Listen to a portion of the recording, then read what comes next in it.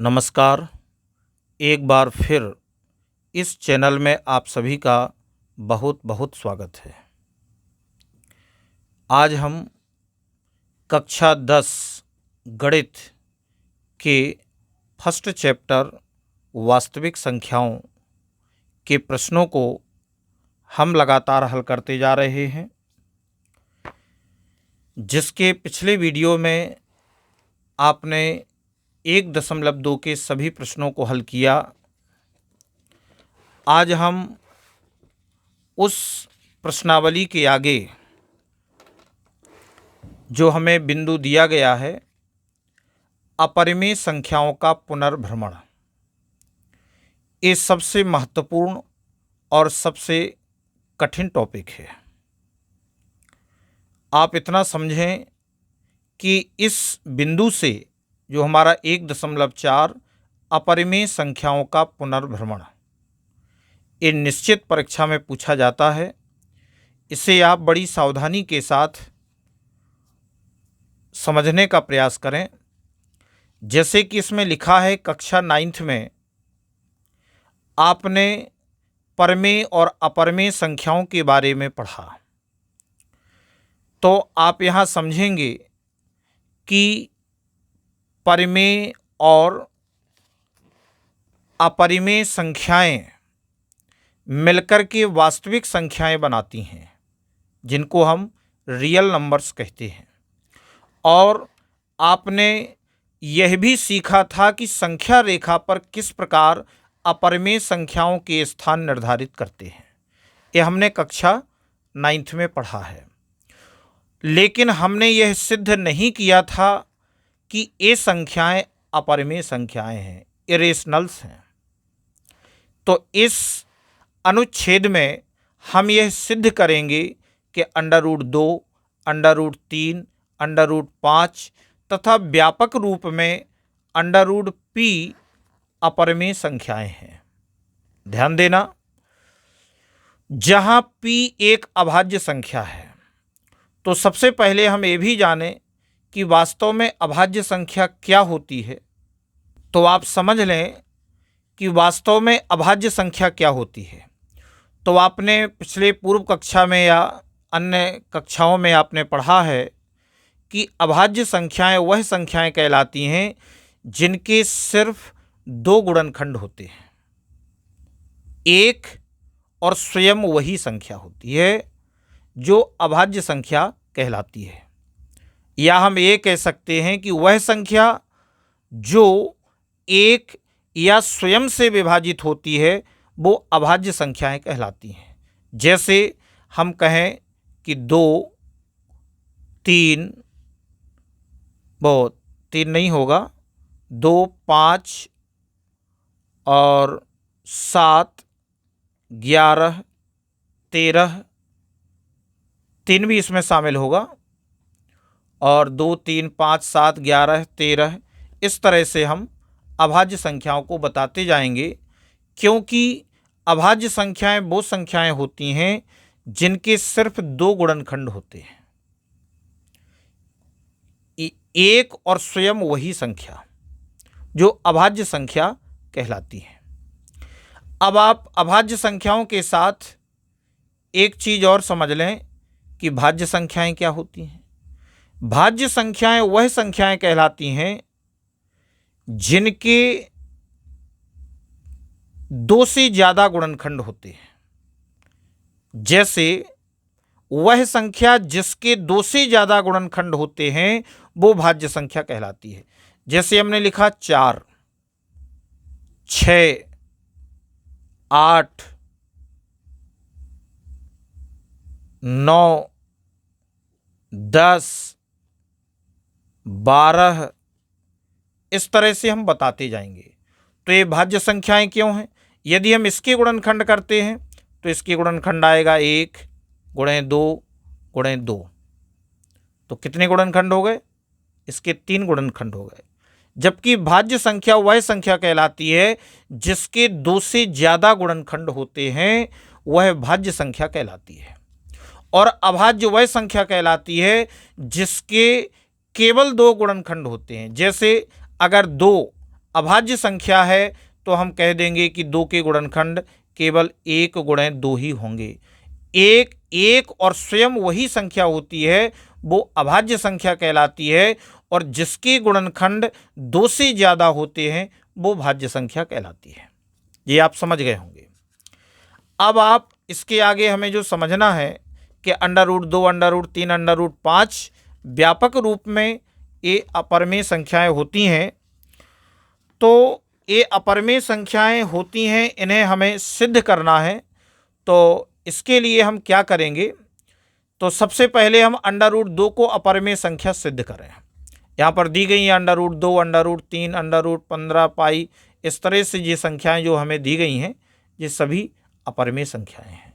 तो अपरिमेय संख्याओं को सिद्ध करने के लिए हमें सबसे पहले थोड़ा इस प्रमेय पर विचार करना है। ये जो प्रमेय दी गई है उन सभी प्रश्नों को हल करने के लिए ये महत्वपूर्ण सहायक होगी।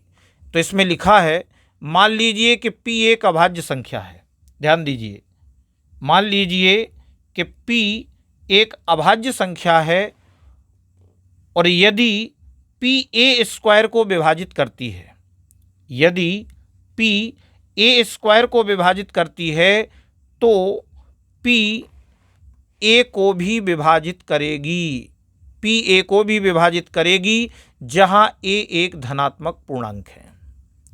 अब आप इसमें विचार करिए कि हमें दिया गया है, मान लीजिए कि P एक अभाज्य संख्या है, P एक अभाज्य संख्या है और a एक धनात्मक पूर्णांक है। अगर P a² को विभाजित करता है तो P a को भी विभाजित करेगा। ये हमारी प्रमेय कहती है। इस प्रमेय का ये आपको दिया गया है और ये जो विधि कहलाती है वो ये कहलाती है विरोधोक्ति द्वारा। विरोधोक्ति प्रमेय ये कहलाती है। इस प्रमेय के द्वारा हम जो हमें अपरिमेय संख्याएं दी गई हैं, अब आप ये समझ लीजिए कि यहाँ पर हमें √2 एक अपरिमेय संख्या है और इसके बाद फिर हमें उदाहरण 9 में √3 एक अपरिमेय संख्या है और इसके बाद फिर हमें उदाहरण 10 में दर्शाइए कि 5 माइनस √3 एक अपरिमेय संख्या है और उदाहरण 11 में दर्शाइए कि 3 √2 एक अपरिमेय संख्या है और प्रश्नावली 1.3 में हमें दिया गया है, सिद्ध कीजिए कि √5 एक अपरिमेय संख्या है, सिद्ध कीजिए कि 3 + 2√5 एक अपरिमेय संख्या है और सिद्ध कीजिए कि निम्नलिखित संख्याएं अपरिमेय हैं। यहाँ पर भी हमें ये 3 संख्याएं दी गई हैं। तब आप एक चीज़ समझ लें कि हमें जितनी भी ये संख्याएं दी गई हैं उन सभी संख्याओं को हमने 2 प्रकार से तैयार किया है। तो अब आप यहाँ समझेंगे कि सबसे पहला जो प्रकार है, पहले प्रकार में हमने जो संख्याओं को रखा है √2, √3, √5 और 1/√2, ये आपके एक प्रकार के प्रश्न हुए। और दूसरे प्रकार के जो प्रश्न होंगे वह होंगे 5 माइनस √3, 3 √2 और 3 + 2√5, 7√5 और 6 + √2। अब आप इन दोनों प्रश्नों में जो 2 प्रकार के हमने बनाए हैं और यहाँ पर कुल मिलाकर के टोटल ये आपके 9 प्रश्न होते हैं, उदाहरण और प्रश्नावली समेत। तो अब आप समझ लें कि इन सभी 9 प्रश्नों को मात्र हम केवल 2 प्रकार से हल करेंगे।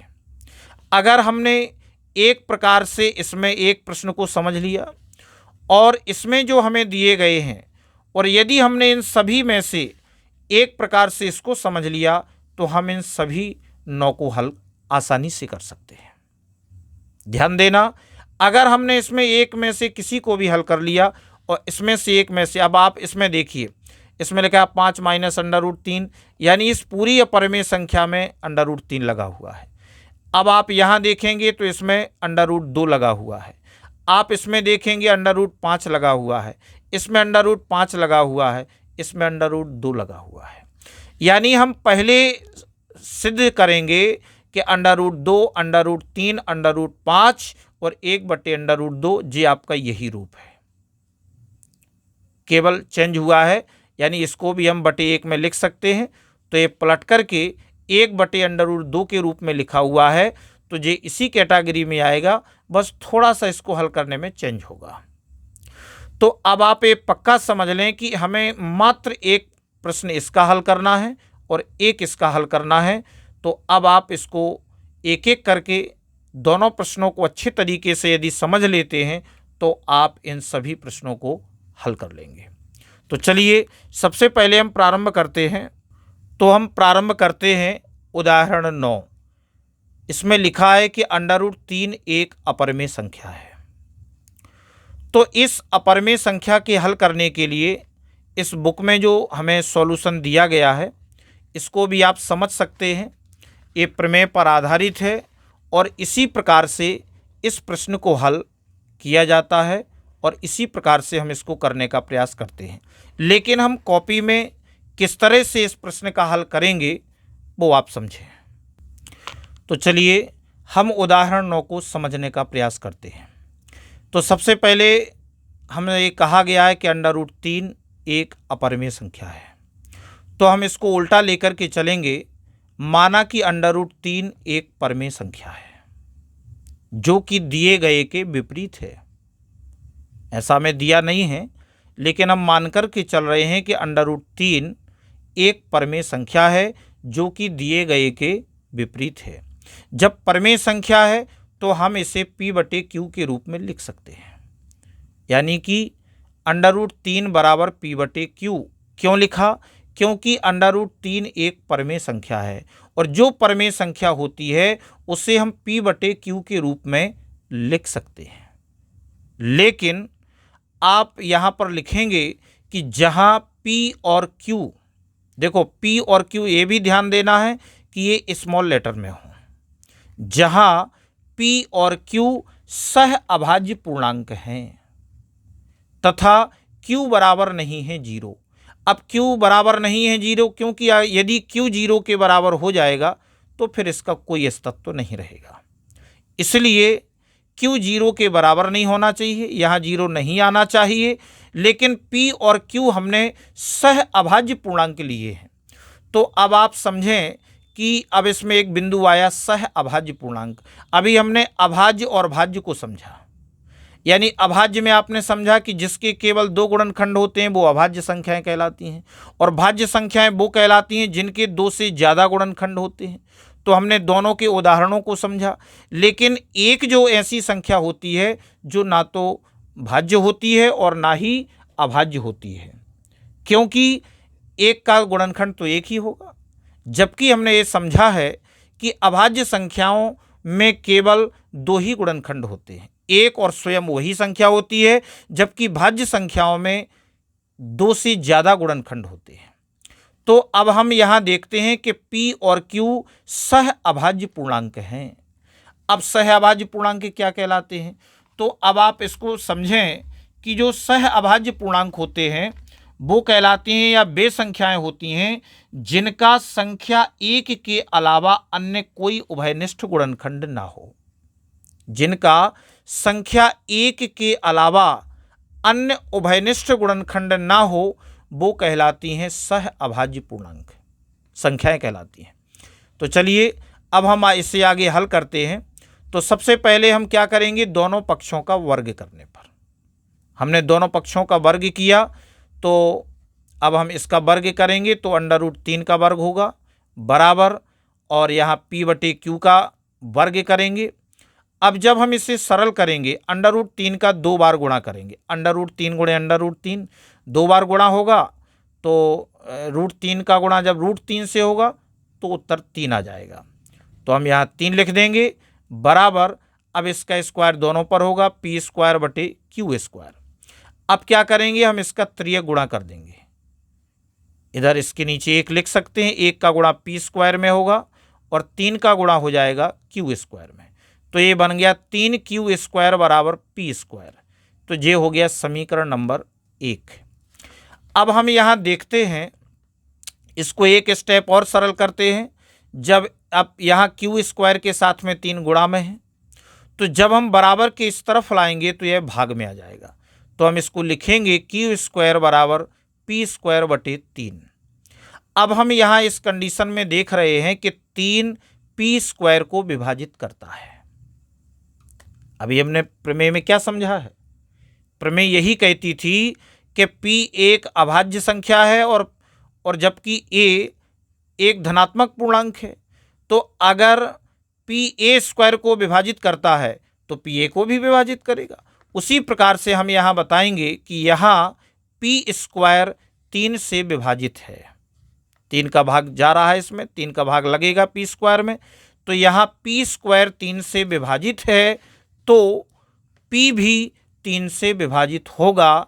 इसको हम एक स्थिति फर्स्ट डाल देंगे, इस वाली लाइन को, कि p भी 3 से विभाजित होगा, इसको हम स्थिति फर्स्ट डालते हैं। अब ये तो आप इतना समझ ही गए होंगे। देखो, इसमें विभाजित करने के लिए हमें क्या करना है, दोनों को हमें विभाजित करना है। अभी हमने फर्स्ट स्टेप स्थिति फर्स्ट में हमने p स्क्वायर को 3 से विभाजित किया। अब हम क्या करेंगे, ऐसा कुछ करेंगे कि हम q स्क्वायर को भी 3 से विभाजित कर दें। तो चलिए अब हम आगे इसको हल करते हैं, तब p का एक गुणनखंड 3 होगा। क्यों? क्योंकि p स्क्वायर 3 से विभाजित है, जब विभाजित है तो 3 उसका एक गुणनखंड होगा। अब हम p बराबर 3m ये लेते हैं, p बराबर 3m, जहाँ m एक पूर्णांक है। जहाँ m क्या है, एक पूर्णांक है, तब हम p का मान समीकरण 1 में रखने पर, जो हमें समीकरण 1 दिया गया था, जो हमने समीकरण 1 बनाया था, यहाँ पर आप ध्यान देंगे 3q स्क्वायर बराबर p स्क्वायर, तो हम इस समीकरण में p बराबर 3m मान रख देंगे। तो हमारा जो समीकरण 1 था 3q स्क्वायर बराबर p स्क्वायर, तो अब इसमें हम p की जगह 3m मान लिख देंगे। तो 3q स्क्वायर बराबर p की जगह 3m और स्क्वायर आपने ये लगा दिया। अब इसे हम सरल करते हैं तो 3q स्क्वायर बराबर 3 तिरका 9 m स्क्वायर। अब हमें q स्क्वायर को विभाजित करना है, तो जो 9 इधर गुणा में है तो हम बराबर के इस तरफ लाएंगे, तो 3q स्क्वायर बटे 9, ये अभी गुणा में था, बराबर के इस तरफ भाग में आ गया, पक्षांतर हो गया। अब यहाँ क्या बचा, m स्क्वायर। अब हम इस 3 से इस 9 को विभाजित कर देंगे, तो 3 एकम 3 और 3 तिरका 9, यहाँ 3 बचेगा और ऊपर क्या बचेगा, q स्क्वायर। तो ये हो जाएगा q स्क्वायर बटे 3 बराबर m स्क्वायर। तो स्थिति वही आ गई। तो इसको भी हम सेम वही लिखेंगे कि यहाँ q स्क्वायर 3 से विभाजित है तो q भी 3 से विभाजित होगा। इसको हम दे देंगे स्थिति सेकंड। मात्र इस प्रश्न में केवल इतनी ही बात है, एक बार हमें p स्क्वायर को विभाजित करना है, एक बार हमें q स्क्वायर को विभाजित करना है। जब हम दोनों को विभाजित कर देंगे, लिखना दोनों में सेम है। यहाँ q स्क्वायर 3 से विभाजित है तो q भी 3 से विभाजित होगा। इसको हम स्थिति सेकंड दे देते हैं। अब दोनों को आप ध्यान से देखें, स्थिति फर्स्ट व स्थिति सेकंड से स्पष्ट होता है कि p और q दोनों का उभयनिष्ठ गुणनखंड 3 है। अब आपने समझ लिया, यानी दोनों में 3 का गुणनखंड आता है। 3 का उसमें p स्क्वायर में भी आता था, q स्क्वायर में भी आ रहा है। तो हमने दोनों की स्थितियों से समझ लिया है। स्थिति फर्स्ट व सेकंड से स्पष्ट होता है कि p और q दोनों का उभयनिष्ठ गुणनखंड 3 है, क्योंकि 3 से दोनों विभाजित हो रहे हैं। जब गुणनखंड 3 है तब p और q सह अभाज्य पूर्णांक नहीं है। जबकि हमने प्रश्न में इसको माना क्या था, हमने प्रश्न में माना था कि p और q सह अभाज्य पूर्णांक हैं। तो हमने आपको क्या समझाया था कि सह अभाज्य पूर्णांक वो पूर्णांक कहलाते हैं जिनके उभयनिष्ठ गुणनखंड में 1 के अलावा ना हो, जिनका उभयनिष्ठ गुणनखंड 1 के अलावा ना हो, लेकिन यहाँ पर जो है हमें गुणनखंड 3 प्राप्त हो रहा है, यानी सह अभाज्य। जबकि सह अभाज्य संख्याएं वे संख्याएं होती हैं जिनका संख्या 1 के अलावा अन्य कोई उभयनिष्ठ गुणनखंड ना हो। तो यहां पर हमें 3 जो गुणनखंड दोनों में मिल रहा है, तो हम कह देंगे तब P और Q सह अभाज्य पूर्णांक नहीं है। जबकि हम ये मान करके चले थे कि P और Q सह अभाज्य पूर्णांक हैं, तो यहां पर स्पष्ट हो गया कि P और Q सह अभाज्य पूर्णांक नहीं है। अतः इसलिए √3 एक परमेय संख्या नहीं है। तो हम क्या मान करके चले थे कि √3 एक परमेय संख्या है, जबकि P और Q सहअभाज्य पूर्णांक हैं। तो यहां पर P और Q सहअभाज्य पूर्णांक नहीं है, इसलिए √3 एक परमेय संख्या नहीं है। अतः दी गई संख्या √3 एक अपरमेय संख्या होगी। तो इस तरह से आपका ये प्रश्न पूरा होता है। अब हम इसी प्रकार से जो दूसरी कैटेगरी का जो प्रश्न था उसको हम देख लेते हैं। तो पहले प्रकार के प्रश्न में से हमने √3 को समझा। अब हम उदाहरण जो आपका दिया गया है 10, आप देखेंगे उदाहरण 10 में दर्शाइए कि 5 माइनस √3 एक अपरमेय संख्या है। तो आप इसमें देखेंगे कि 5 माइनस √3 ये जो दूसरे प्रकार का प्रश्न है, इसको हम किस प्रकार से हल करेंगे, एक प्रश्न आप इसको समझें। तो चलिए हम उदाहरण 10 को समझते हैं। तो हमने सबसे पहले क्या किया, माना 5 माइनस √3 एक परमेय संख्या है जो कि दिए गए के विपरीत है। हम ऐसा लिख सकते हैं, माना 5 √3 एक परमेय संख्या है जो दिए गए के विपरीत है। जब ये परमेय संख्या है तो हम 5 माइनस √3 को P/Q के बराबर लिख सकते हैं, जहां P और Q सह अभाज्य पूर्णांक हैं तथा Q बराबर नहीं है 0। ये हम सभी में लिखेंगे। अब हम इसे थोड़ा सरल कर लेते हैं। देखो, एक चीज आप ध्यान रखिएगा, चाहे वो पहले प्रकार के प्रश्न हो या दूसरे प्रकार के हों, यानी बराबर के लेफ्ट हैंड में हमें मात्र केवल रूट वाली संख्याओं को रखना है। जैसे यहाँ √3 है तो मात्र इस तरफ रूट वाली संख्या रहेगी और जो पूर्ण संख्या दी गई है उसे हम राइट हैंड में लाएंगे। तो यहाँ पर जब हम सरल करते हैं तो हमने 5 का इधर पक्षांतर किया, तो माइनस √3 बराबर P/Q और माइनस 5 इधर जे प्लस का था बराबर की इस तरफ माइनस का हो गया। अब इसमें चूंकि आगे माइनस लगा है तो हम पूरे में माइनस का गुणा कर देंगे। जब हम माइनस का गुणा करेंगे तो ये संख्या प्लस की बन जाएगी और ये जो माइनस की है ये प्लस की हो गई और प्लस वाली संख्या माइनस P/Q ये माइनस की हो गई। पक्षांतर कर दिया, माइनस का गुणा हो गया। अब हम इसे और सरल करते हैं तो ये बनता है √3 बराबर, अब हम इसको एलसीएम लेके हल करेंगे, Q एलसीएम आएगा, 1 का भाग Q में देंगे Q आएगा, Q का गुणा 5 में करेंगे 5Q माइनस और जे बन जाएगा आपका P। तो ये पूरा हो गया 5Q माइनस P/Q। अब आप इस वाले पद में देखते हैं कि यहाँ पर कोई अंडर रूट की संख्या नहीं है। यहाँ पर जो संख्याएं दी गई हैं वह जो आप रूप इसका देख रहे हैं ये परमेय संख्या का रूप है, क्योंकि P और Q हम क्या लेकर के चले थे कि ये सहअभाज्य पूर्णांक है, जबकि सहअभाज्य पूर्णांक वो कहलाते हैं जिनके उभयनिष्ठ में 1 के अलावा कोई गुणनखंड ना हो।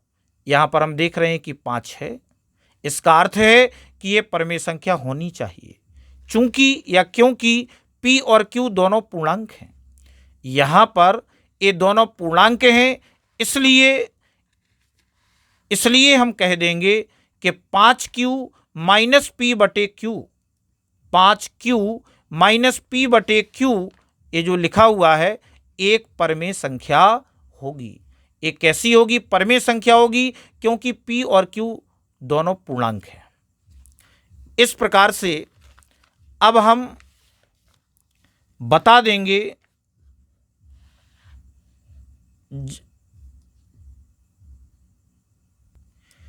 जब ये 5Q माइनस P/Q अगर ये परमेय संख्या होगी तो हम बता देंगे तो √3 भी एक परमेय संख्या होगी, क्योंकि वह उसके बराबर में दी गई है। क्या होगी? परमेय संख्या होगी √3, जो कि सत्य नहीं है। क्यों? क्योंकि √3 एक अपरमेय संख्या है। √3 एक अपरमेय संख्या है, अतः हमारी कल्पना गलत है। इससे यह सिद्ध होता है कि दी गई संख्या 5 माइनस √3 एक अपरमेय संख्या है।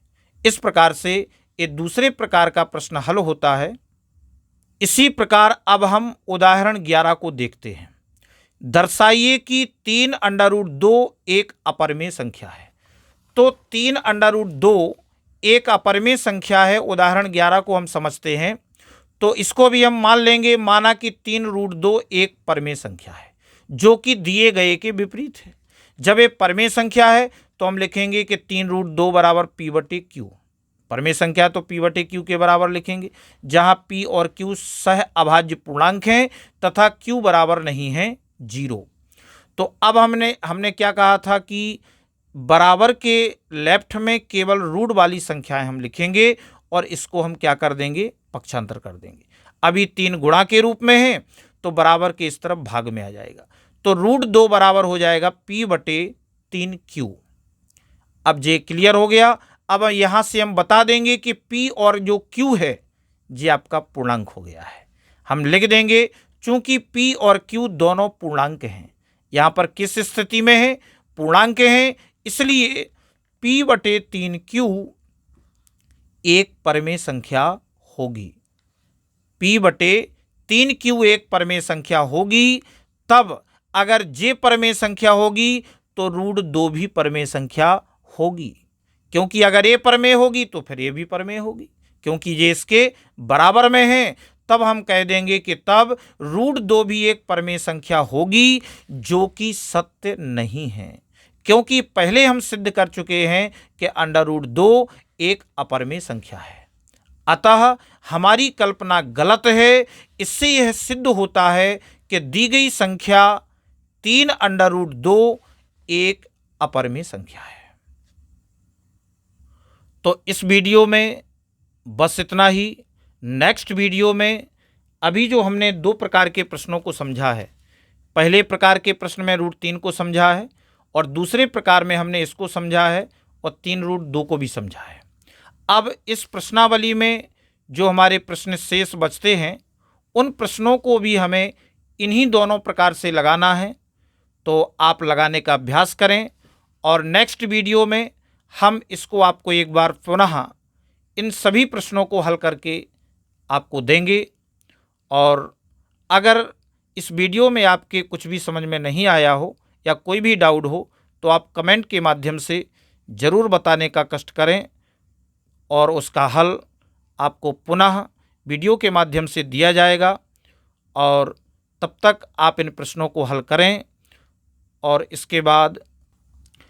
इसके बाद आप देखें। और यदि आपको ये वीडियो अच्छा लगा हो तो इस वीडियो के लिए कमेंट शेयर अवश्य करें। धन्यवाद।